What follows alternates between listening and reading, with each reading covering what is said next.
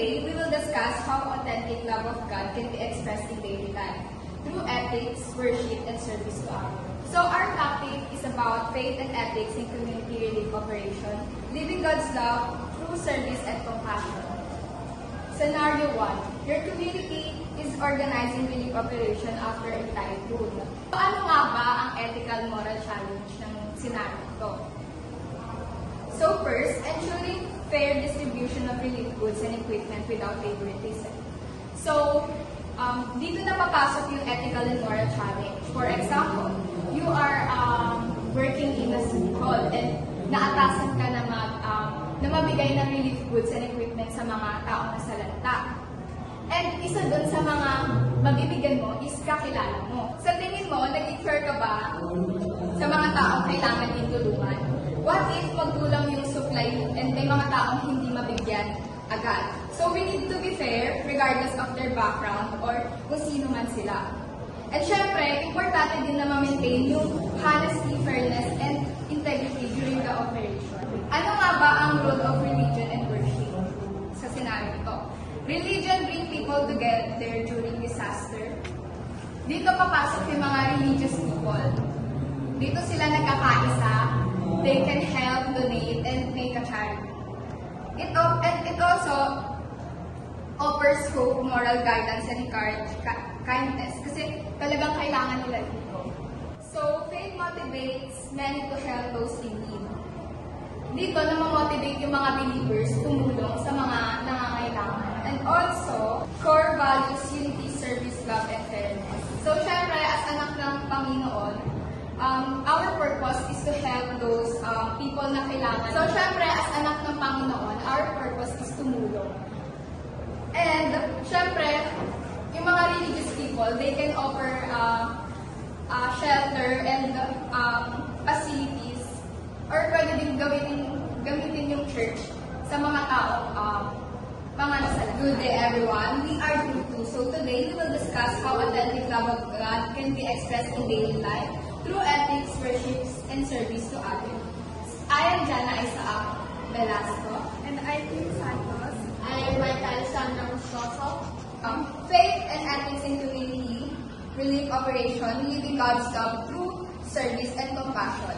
Our first scenario is your community is organizing a relief operation after a typhoon. Ano nga ba yung ethical and moral challenge sa scenario ito? 1. Ensuring fair distribution of relief goods and equipment without favoritism. So, dito na papasok yung ethical and moral challenge. For example, you are part of, nagtatrabaho ka sa City Hall and naatasan ka na magbigay ng relief goods and equipment sa mga taong nasalanta. And isa sa mga mabibigyan mo is kakilala mo. Siyempre, kakilala mo yun, dinagdagan mo yung relief goods and equipment doon. So, sa tingin mo, naging fair ka ba sa mga taong kailangan din tulungan? What if kulang ang supply and may mga taong hindi mabigyan? So, we need to be fair regardless of their background or kung sino man sila. And, napaka-importante na ma-maintain natin yung honesty, fairness, and integrity during the operation. So, ano nga ba ang role of religion sa scenario ito? Religion brings people together during a disaster. Dito na papasok yung mga religious people na kung saan nagkakaisa sila to donate and make a charity. And also, nag-o-offer sila ng hope, moral guidance, and kindness. Kasi kailangan talaga ito ng mga nasalanta. So, core values, unity, and service, love, and fairness. So, syempre, as anak ng Panginoon, our purpose is to help them and support them and pray those people na kailangan talaga. So, dito nung makikita ang unity, service, love, and fairness. Action to show God's love. So, first, offer help and comfort those affected by the typhoon. Serve others with kindness and prayer. Be living instrument of God's love in times of crisis. So, kagaya ng ginagawa sa atin ni God, di ba? God was there when we need help and comfort. So, maging kagaya tayo ni God, and let us be instrument of God in bringing comfort and help to others. So our expected outcome, people receive help and dito nila ma-feel yung God's love. And dahil sa pagkakaisa, the community grows stronger together. And dito, makikita mo na everyone feel value and support. A sibling refuses to cooperate at home, creating tension. So, ethical and moral challenge. Having a patient and understanding with respect is unfair to the family. Role of religion and worship. Teach faith, forgiveness, and remind them to love one another as a family. Actions to show God's love. So, speak kindly, avoid harsh words, and be a positive example to your siblings of having a patient and respect. So, expected outcome. Strong sense of peace. Unity and faith within the family.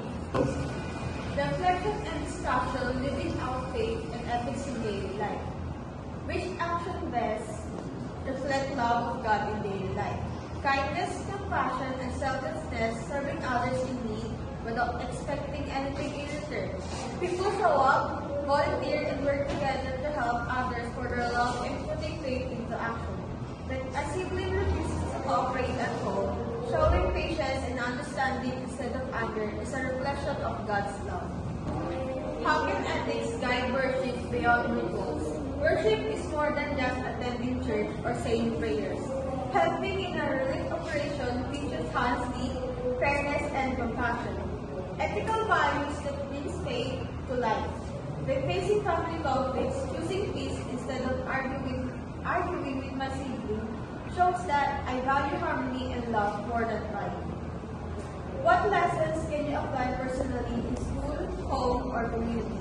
In school, I can apply this by helping my classmates who struggle and show respect to everyone. At home, I can be more patient and understanding towards the family, especially during conflicts. In the community, I can join programs that serve others, whether in relief programs, community service, and volunteer programs. Whenever I am, this action gives me a chance to apply this faith to live the love of God. That's all.